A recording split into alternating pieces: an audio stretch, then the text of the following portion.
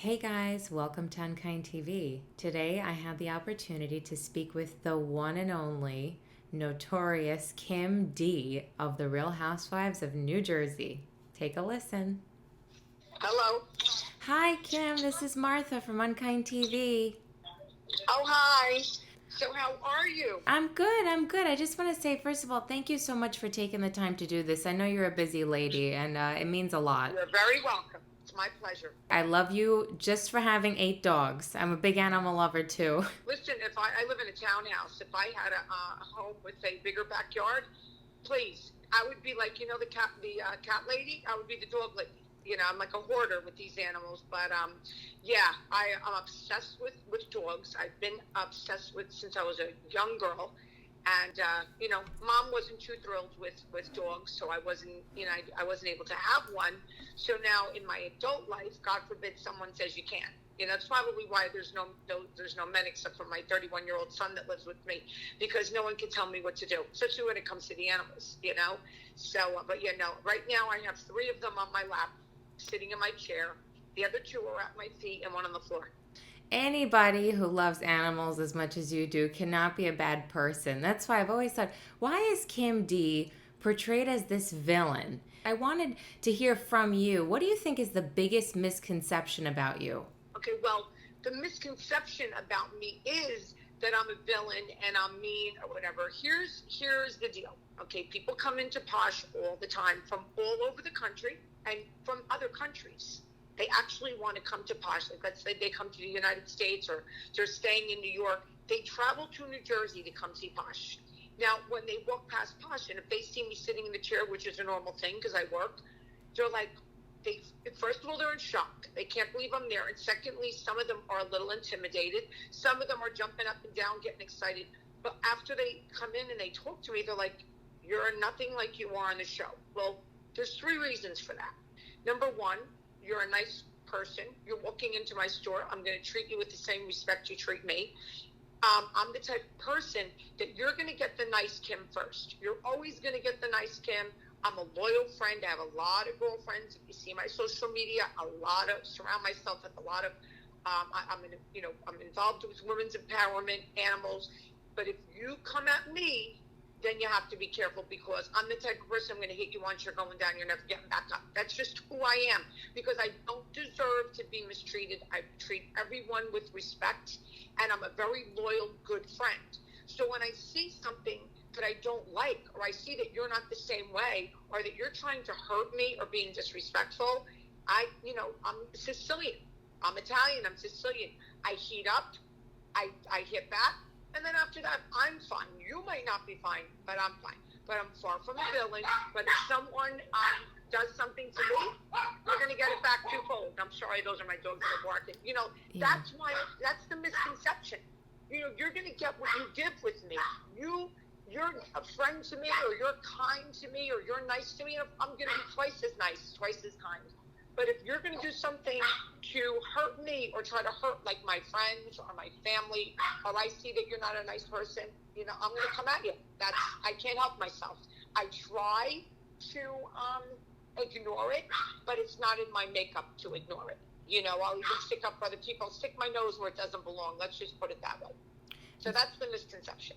So do you think that the Bravo editors, they see that quality in you, that you're not afraid to back down, that you will stand up for yourself, and they kind of use you to advance the storylines because you'll say it like it is? They didn't kind of use me. They did. Oh. I had no problem with it. Listen, I love Bravo, and I see who they are. I see what they do. I'm very, very smart, extremely smart. And they used me, and I used them. Okay. You do not have to type in my last name. You just type in Kim D, and everything comes up on the internet. They have put the name Posh on an international map. They have made me a somewhat icon celebrity. I'm not a celebrity, but I'm doing cameos, as you see. Now I'm doing Your Encore, which people buy tickets for, and they get to sit for 40 minutes and ask all kinds of questions, and we sit and we talk. And the last one I did, everyone was drinking wine and enjoying themselves. So, kudos, I took the bull and ran with it. I don't care. Listen, I would rather be portrayed as a villain than a victim. The last thing I want to ever be seen as is victim. You know, so if that's what they wanted me for, and if that's what they thought was cool, and if I told Vic they knew I told the truth, because there was no one that could make me lie, everything I said on the show has come true. Every single thing I said was true, or else I wouldn't have said it. I had facts, and that's how it was brought up, and there was a reason why it was brought up, you know. So listen, kudos to Bravo. Thank you for the platform. And now I've come off of Bravo for a couple of years. As you can see, I'm doing other things. I'm doing my own show. Right now, of course, we're on a halt because of the COVID, but it's the new me with Kim D, helping people, doing makeovers, and showing my lifestyle. I want to get into showing me with my animals. I do a lot of videos on my Facebook and my Instagram. People love it. So they gave me a platform. They made me, they showed people one side of me. Now I'm going to show them the other side. Yeah, well, you're a very smart businesswoman. You took that and you parlayed it into something that you could use to your advantage. And it's all the good Yes. qualities that you have that they identified. Not only that you're a truth teller, but that you're very entertaining. I think that show Thank you. needs you. They miss you. Thank you. Well, you know, I'm going to be honest, and they might not like what I'm going to say.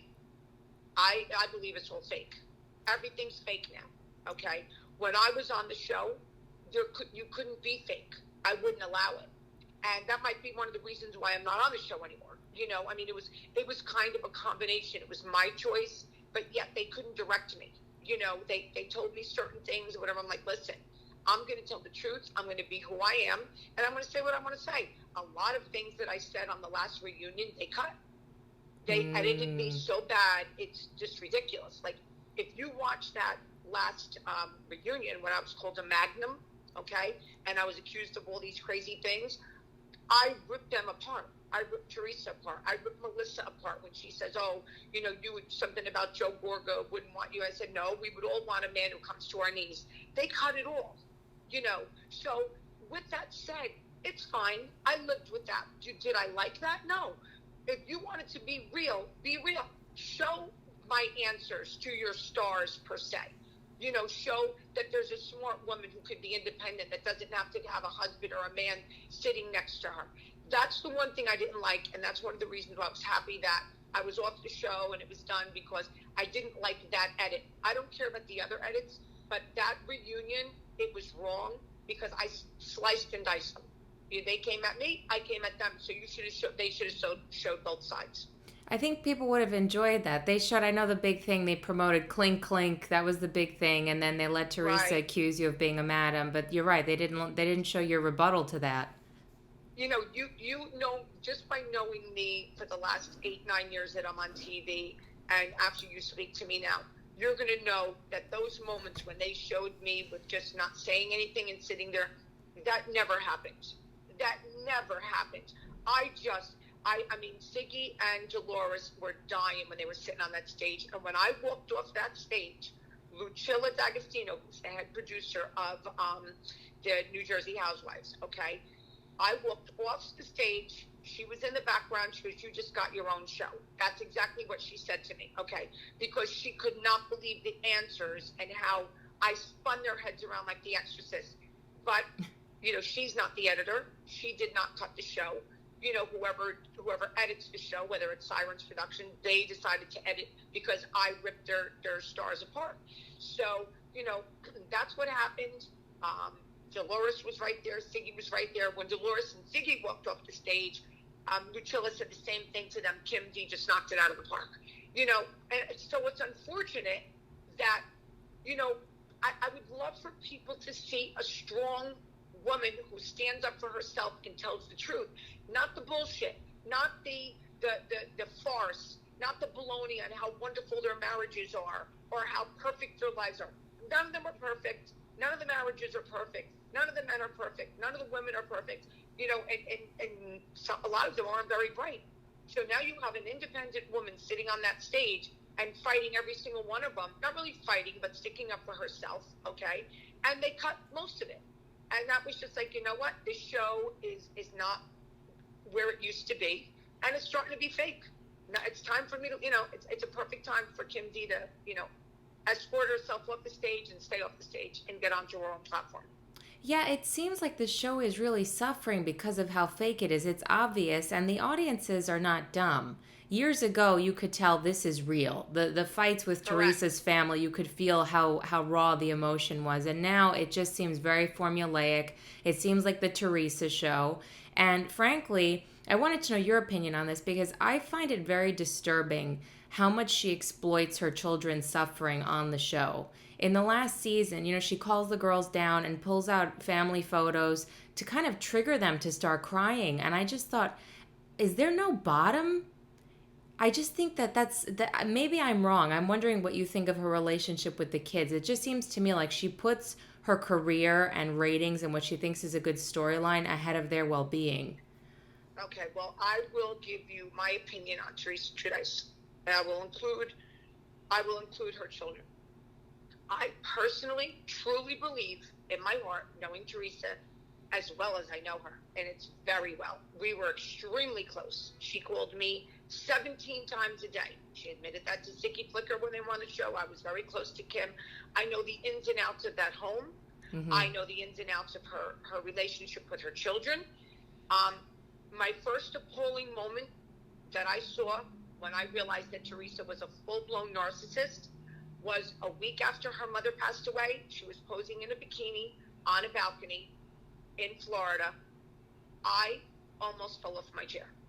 Now, if my dog was hurt in a hospital, okay, I cannot be posing in a bathing suit or any picture a week later on a balcony. I don't care what show I was filming or whatever. That was my first sign of how bad it was, okay? The second sign was when she, this was the first one. The first one was when she went in front of the judge, and the judge basically was going to give her probation. All she wanted was the truth. What do you own? What's the amount of furniture that you have? What jewelry do you have? And Teresa lied. Again, because her personal items were more important than going away. And the judge went into her chambers and came back out and said, Teresa Giudice, I was going to give you probation, but you lied to me again. You lied to me about what you have. You lied to me about that is more important to you. So clearly you didn't learn your lesson, and she put her in jail for a year. So it was more important for her to hold on to her jewelry, her furniture, her house, than to be, as she said, here we go into the four daughters. My four daughters, my four daughters. If I heard my four daughters one more time, I was going to throw up. Okay, let's get into the four daughters. Now let's fast forward. She loses her mom. She poses in her bikini, and now she's exploiting the four daughters, making them cry. There is no bottom. There will continue to be no bottom. Okay, there will continue to be. I've never experienced, and I know a lot of people, and I've been through a lot in my life. Okay, which one of these days, which is soon, I'm going to write a book. I honestly have not experienced someone who tries to portray themselves as this warm, family-oriented person who is the total complete opposite. I could get into so much more. Her abuse of animals, which all the girls know about, including her sister-in-law, her brother, Dolores, all of them, okay? German Shepherds that lived on her property, beyond that, like, I can't even talk about it. It was beyond the abuse that we all, we reported and no one did anything about.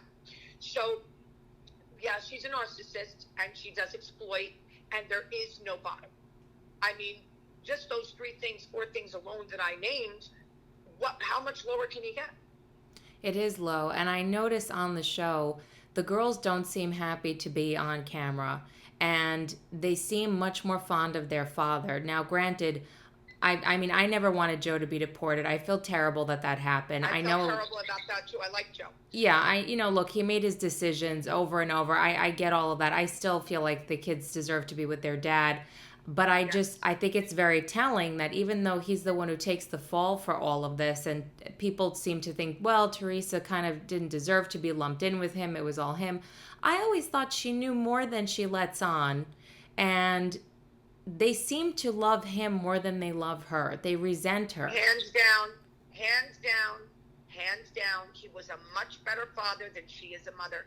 When she was away, he was with those children. They adore him. And when they adore him, And the last time I was at Teresa's house is when she first got out of jail, and I was with a woman who was a special needs teacher. Mm-hmm. And she was with me. She came to the house. When we left the house, she looked at me. She said, there's a very serious issue with the way those kids look at her. They see right through her. And there's no question in my mind they love their father more. I mean, it's horrible to say, but it's the truth. It's obvious. Yeah. And it is very obvious. It is. It shows. I was thinking, imagine years from now, you go to therapy with mom and you've got seasons and seasons and seasons of tape to show the therapist all the damage done. I find it unethical that they're all so young and they don't really have a say in having their pain displayed like that. Terrible. Absolutely terrible.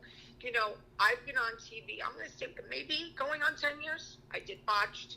I did Face the Truth. I did Housewives. Really, what do you know about me? Did I put my shit out there? Did I tell every drop of my soul? People don't really know much about me. So that, you know, that is pretty telling on the kind of character that I have. That I don't, you know, put my intimate details out so that I can gain from them. Okay? I basically went off the show, and for 2 years, I suffered with thyroid issues that got really, really bad to the point where it was fibromyalgia type pain. And I barely could even run my businesses. I put it on Facebook once, looking to help other people that don't really know what thyroid is. And there's a lot of women who suffer from it. And, you know, I have a lot of lovers, but I have a lot of haters. And one of these haters came out and said, hashtag, you're sick because you're mean. And I was like, wow, look at this. Look at this. And I never mentioned it again. I suffered through it. I found the right doctor in New York, an endocrinologist who helped me put me back on my feet again. I'm fine now. I'll always live with this situation, but I'm on the right medication. But I'm like, you know, that's really truly amazing that the one time that I did show a little bit of, I don't want to call it weakness, maybe vulnerability. Mm-hmm. This is what happens. You know, it was a very interesting and telling time. But you know, I just won't show it. I won't show the weakness. I would never let anyone see me sweat. And I certainly wouldn't use my animals, my child, my mother, or anyone in my family or friends to advance my career or keep my storyline going. Absolutely despicable. Yes, I noticed that. All the time that you were on the show, it was always about the drama on the show. You never brought your personal life into it. You're protective of your son. You can tell that. You're not using your personal issues to advance a storyline or to make yourself more famous or to gain maybe a permanent spot on the show. It feels like someone like Teresa has completely sold her soul. And I think she has too much power on that show. It's not good. It's not entertaining because they all bow down. No, nobody's there to really confront her. Nope. And they all know. They all know. Every one of them know the truth. While they're filming, they know the truth, and they know me in the background when I'm being interviewed. They all know I'm telling the truth. And they all know what's going on. They've seen her on her cell phone with guys or whatever the case may be when I was saying, listen, I don't care who she's with. You know, Joe cheated on her. She cheated on him. Now they're getting divorced. Whatever. I don't care.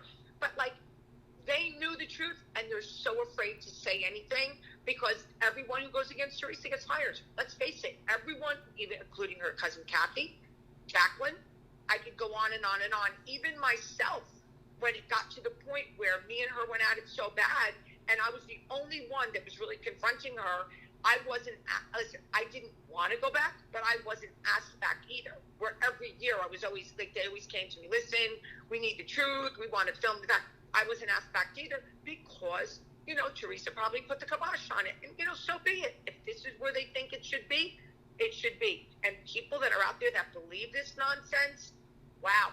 That's all I can say is wow. You can see the relationship that she's faking with Danielle was really, for me, come on.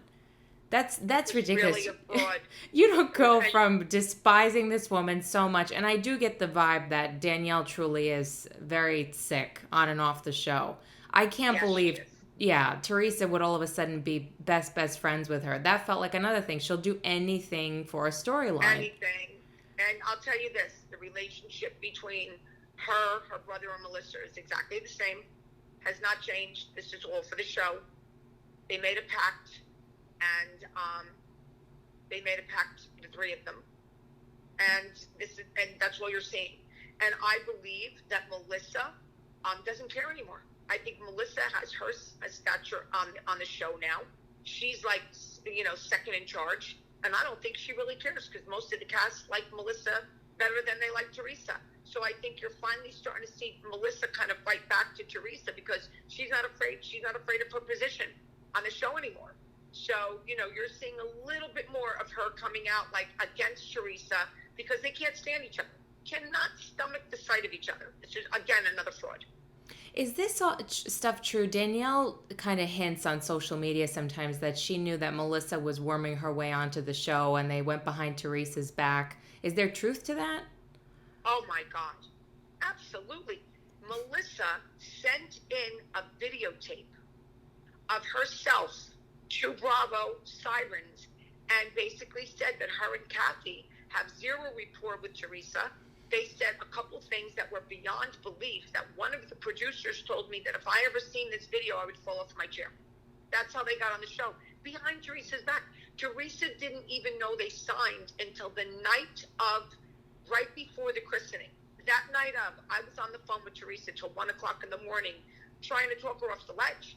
She was in shock, and she had to go to the christening, and she did not sign her contract yet. And then she finally signed, walked into that christening, and you saw what happened. That's exactly what happened. They went right behind her back and signed.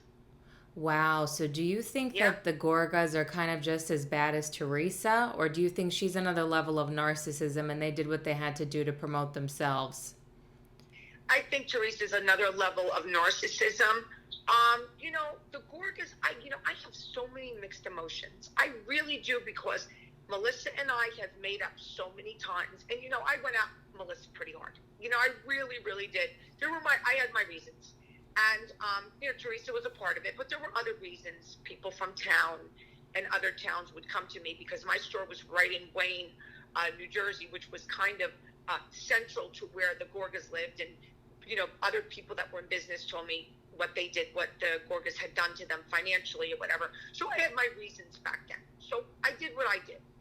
But in the interim, Melissa and I have made up a number of times. I was recently at a restaurant, and Joe Gorga walked in with Melissa, and Joe said to me, "Are we good?" I said, "Yeah, good. We're cool." And kind of hugged it out. And I looked at Melissa. I said, "So what do you think?" And I said, "How's Envy doing?" She goes, "It's a tough business. We have a good online business."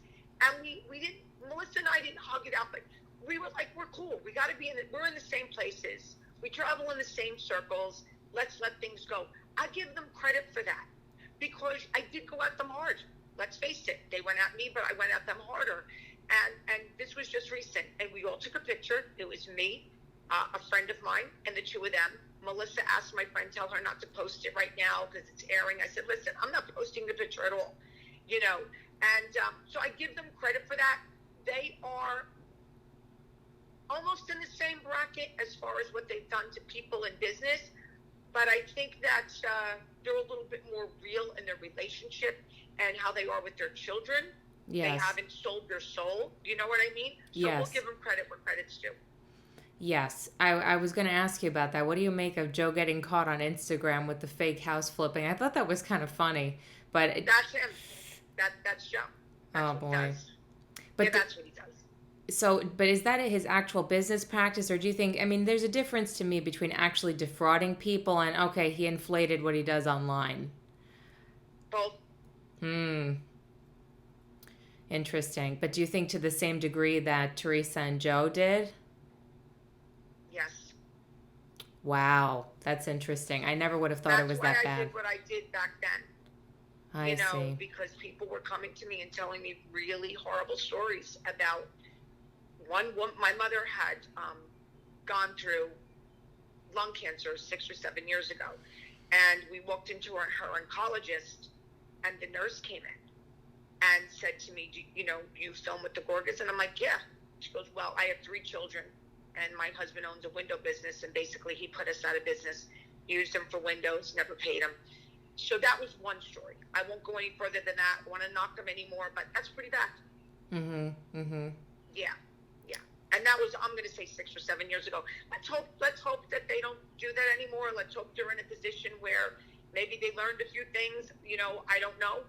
I haven't heard too many stories except for the flipping thing. So let's hope that, that hasn't happened since then, but it happened to a lot of people. And a lot of people came and told me because they knew that I would get the word out. And, and that's one of the reasons why I was pretty much against them. So wow, that's pretty rough. That's pretty rough to do, knowing a person's a family man and has kids, and he just didn't care at the time, Yeah, and Joe makes a big show of pointing out that Teresa's father was closer to Joe Giudice, and he says, well, that's because I was busy doing the right thing while Joe Giudice was doing the wrong thing. He's the guy on the up and up, and that's why he's not with his family. No. Not true, huh? No. But one part that was true was Teresa's father was closer to Joe, and if you remember, as soon as Joe got out of jail, Teresa's father was there before the kids were even there. Yes. Teresa's father went right to Italy to see him. They had a bond. I like Joe Giudice. I do. He was always respectful of me. He was a good guy. He was fun. Is he a good husband? Absolutely not. Was he a good father? Yes.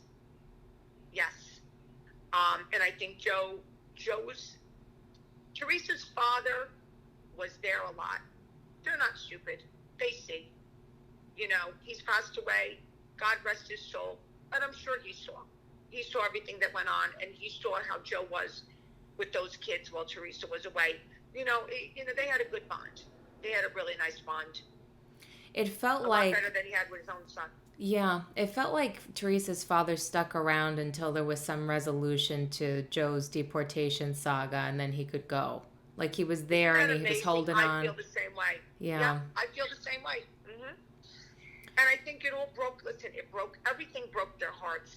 There was a lot of losses. You have to remember, Joe Giudice's father passed away. He died on their property from a heart attack. Okay, then you have the jail terms.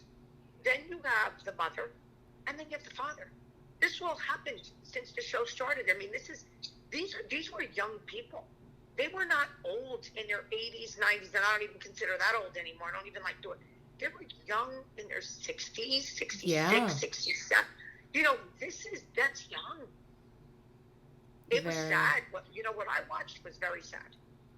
I thought it was interesting when Joe did that interview with Teresa on Watch What Happens Live back in the fall. He said, well, she got what she always wanted. She always wanted to be a movie star. As, sort of like, congratulations, you're full of yourself. Yes. You wanted fame, and look what you got. It's like a Greek tragedy. They lost everything. Everything. And how about when Joe Giudice said she needs to, she should find a rich man. So Andy Cohen says, well, she's rich on her own. He goes, no, it's never enough. Yeah. It's never enough for her. That's exactly what he said. And I believe that. I think so too. It's apparent because she'll do anything. And for me, I understand reality TV. You have to put yourself out there. You have to bring the drama. But I think kids, when it comes to kids, that's where you have to draw the line. And people that think nothing of exploiting their children's pain like that, that's real pain. I watched that show and cry my eyes out. Those kids have suffered. And the most part of the suffering was their father. That was the real suffering. They handled the mother well, going away. I think that they were fine. It's losing their father. When I say losing, thank God he's still alive. Thank God they'll get to see him. But that broke their heart. That broke them. These kids are very strong. And I got to tell you something. They're all very smart. They're all wonderful kids. They're good kids. I mean, they really, really are. For what they've been through, they're really good kids. They didn't deserve what they got, but their father that broke their heart. It must be very hard because, and not only did he get deported, okay, they went to see him in Italy, and the end of that Italy trip, you could see the reality hitting them. I felt that should not have been filmed. That bothered me. Absolutely not. Absolutely not. And then you had the pandemic. Her going there, like making believe everything was like ugh, and then saying, oh, he wanted to sleep with me, but I let Gabrielle. How about?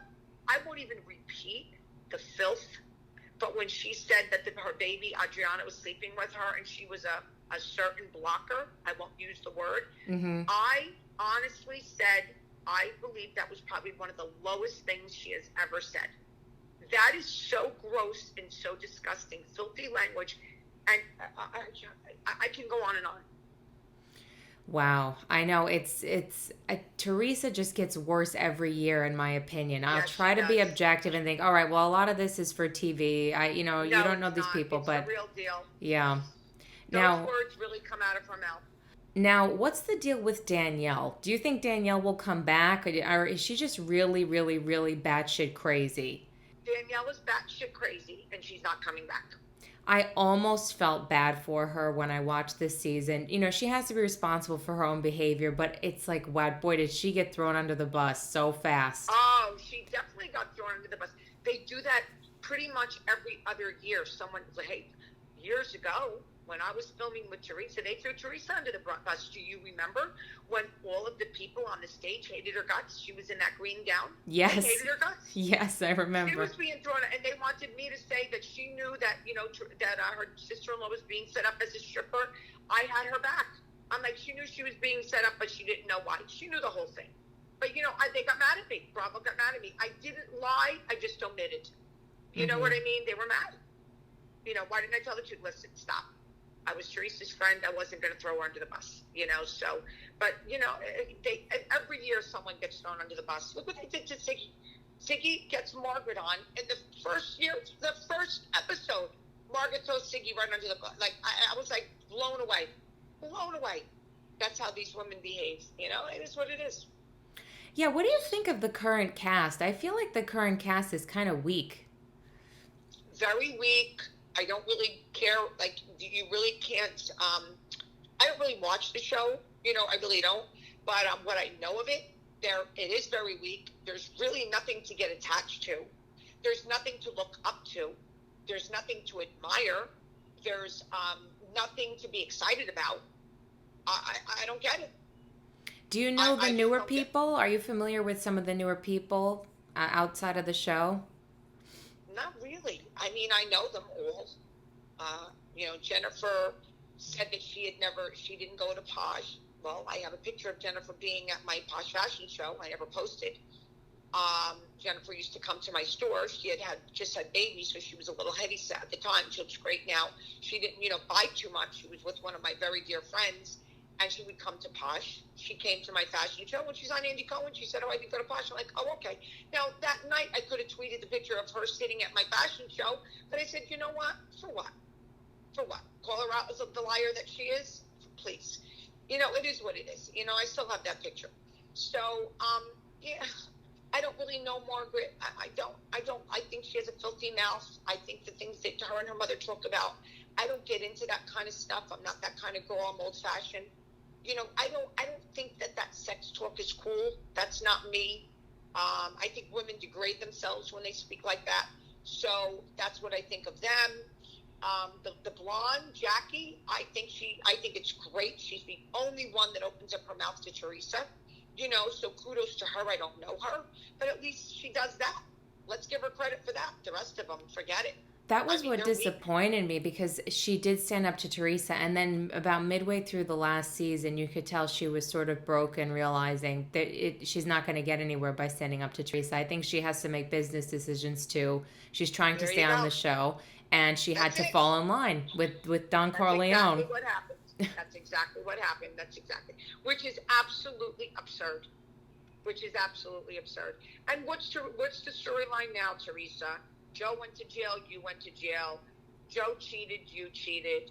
You're getting divorced now. Now what? You being a single parent running around, you look at her Instagram, she's out 24/7.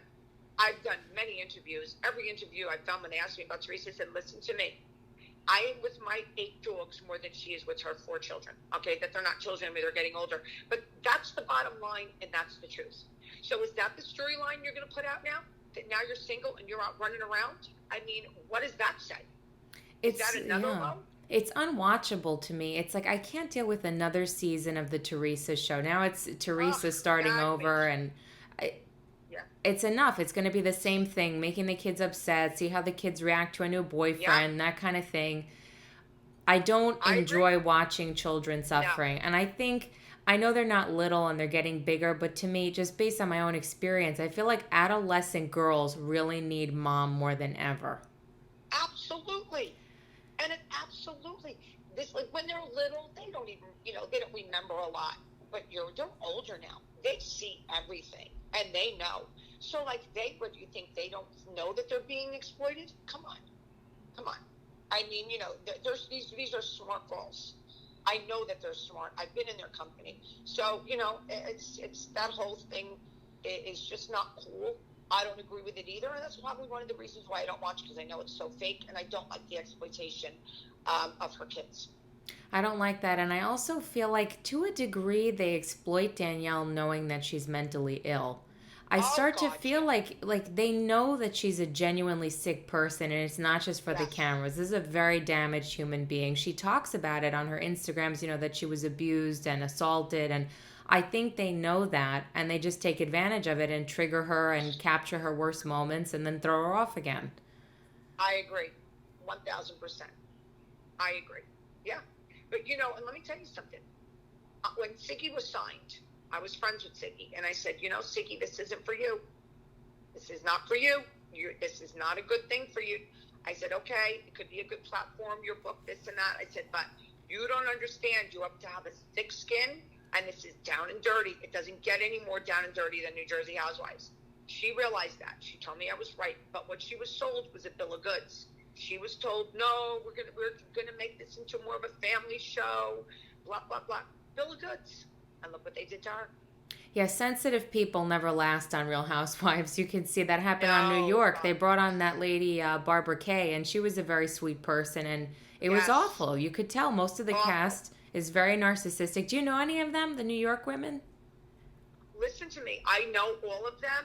Um, do I have an opinion? I'm really not. The only one that I can really give you an opinion on, who's really like, oh, nasty, thinks who she is, and is a mean girl, is Ramona Singer. The I knew. rest of them, I have no. Oh my God, is she brutal? Oh my God. Okay. Wow. The rest of them were very nice to me. I like Luann. I run into her a lot in the city. We go to the Giovanni events. I sell Giovanni. She wears Giovanni. I go to her shows. We've talked on the phone. Great girl. Treats everyone with respect. Doesn't think who she is. Down to earth. Great to her fans. Dorinda, I heard, has changed a bit. When I met Dorinda, she was very, very lovely. It was, I think, her first season. I met Bethany a few times that I went to see. I look up to Bethany. I adore her.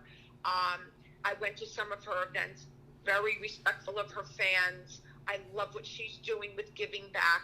I think she's one of the wittiest, smartest. I can't get over some of the things that she says in her interviews. I mean, brilliant, really brilliant mind. Really brilliant. And, I think that's all I can say, because I don't really know the rest of them. Those are the three that I could comment on, or the four. That's really about it. I think that's the only ones that I've really ever met and can give an opinion of. I knew you were going to say Ramona Singer when you were building that Uh, up because everybody says that. People who run into her on the street, people who want a picture, they always say it's a terrible encounter. And now she's in she is hot water. vicious. I know she's in trouble that she said insensitive things about Black Lives Matter. I wanted to ask you about that because I know that Okay. No, all. I didn't hear about that, but go ahead, ask. Oh, no, well, I know that Bravo has come under fire, since this whole movement has really taken off, and they just fired some of the Vanderpump Rules kids over some behavior from a couple of years back, and some of the housewives, a lot of them have said positive things, or they posted for Blackout Tuesday, or they know to just keep their mouths shut if they don't know what to say. But Ramona was posting, all lives matter, things like that, and she got a lot of heat for it. And now she's there saying, my daughter's teaching me, she's showing me documentaries on Netflix. I'm trying to open my mind. And I don't know, I was just wondering what you make of that. Oh my God, I have so many mixed emotions on this. Okay. When they did Blackout Tuesday, I 100% did the Blackout Tuesday. Okay. I 1000% was horrified watching what happened to George Floyd. Horrified. Okay. But with that said, I am horrified as to what's happening to our police. departments all over the country. I'm horrified at that too. I do not want to see people spitting in their face, starting riots, looting. It's a horrible. I do not want to see this country in the kind of dilemma that they're in, and it angers me. It upsets me. I don't want to see our monuments torn down. I do not believe in violence in any way, shape, or form. Okay, I feel very sorry for the people that are in these areas that were looted, that were destroyed. These are people that a lot of them saved their whole life, and they are of mixed race, mixed colors, that saved their whole life for these businesses, and these people come and destroy them. What do they think they're going to get out of that? So with that said, Black lives do matter, and there is a lot of abuse, and it has to stop. It has to stop, and there has to be more transparency. Let's go to the Vanderpump Rules girls, the two girls. I don't know about the boys. I didn't know what they said, what they did. I saw a little bit about what they're accusing Stassi of and Kristen. I'm gonna say I think that's going a little bit too far. I don't see it. I don't see the big deal in firing them. I think what they could have done was done an episode of people talking about it and saying, why did you do this? Or what were you thinking when you did this? You don't just run away from the problem all the time. What you need to do is talk about it and talk through it. There's things about me. I have never in my life hated anyone. I don't know what hate feels like. I have never been jealous of anyone, whether I was with a man and jealous of another woman or jealous of them. I've never felt jealousy, okay? And the third thing, I don't know what race is. I don't see color. I raised my son to not see color, okay? I don't see color. I don't see race. I don't see creed. I don't think about that. I don't even think about it. It doesn't enter my mind. So when I see these people flipping out and going crazy, I'm like, wow, that has to be a pretty horrible thing to live with. Whether you are a racist, that's a horrible thing to live with. Whether you feel that you're being targeted because of your race, what a horrible thing to live with. If you're a policeman and you are that person, you're evil. But if you're a good police person and you're being targeted because of the color of your uniform, that's pretty evil too. So all in all, hate, race baiting, not conforming or not believing in your government or believing in God, those are all things that I cannot condone. And I'm not going to put anything up to support the violence or to support it, and I'm not going to put anything up to not support Black Lives Matter. I, of course, support that, but I don't support the violence. I do support the peaceful protests, and let's get some peace. And after what we went through with COVID, let's put some peace back into the world. Let's start loving each other again, and let's be colorblind. I want to wrap up with you because I've taken up a lot of your time, but is there anything else you want to say you'd like the audience to know, upcoming events? Well, I have to say, I'm hoping. I just booked the next Posh fashion show. I'll probably start selling tickets in about a month. I will put all the ticket money into a certain account. God forbid anything happens. Everyone would get a full refund, but I am going to start selling tickets for October 21st because I had to cancel the May Posh fashion show, and everybody loves that. I always sell out. We always have a good time. So October 21st, Posh fashion show, you'll be seeing the information. I've joined Your Encore. You can see that also on my Instagram and my Facebook. People can buy tickets. We don't charge a lot to have a Q&A with me. We sit virtually, and they see me. I see them. The first one I did, they were drinking wine, having a good time. My next one is Friday the 19th. They can swipe up. They can buy tickets. They can go on Your Encore. I'm on Cameo, as you know. So, all the above. If they'd like to, contribute, if they'd like to follow me on Kim D. Posh, I handle all my own social media.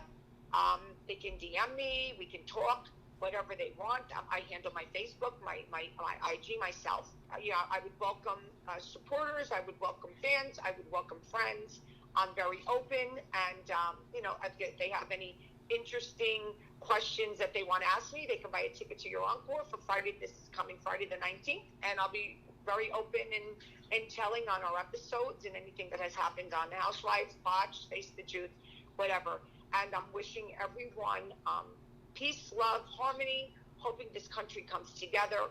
And I'm hoping that really everyone learns to live in peace, you know, and got to stop the hate.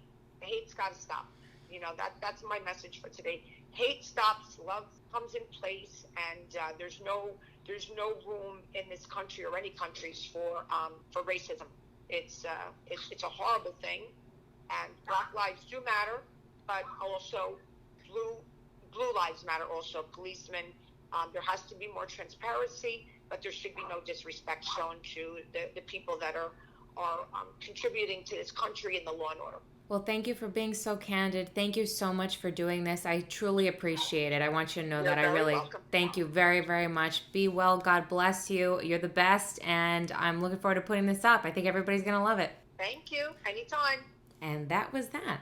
Thanks so much for watching. Special thanks to Kim D for doing this interview. I really appreciated the time she took to talk. She was very open, very honest. What more can you ask for? Let me know what you thought in the comments, everybody, and be well. Bye.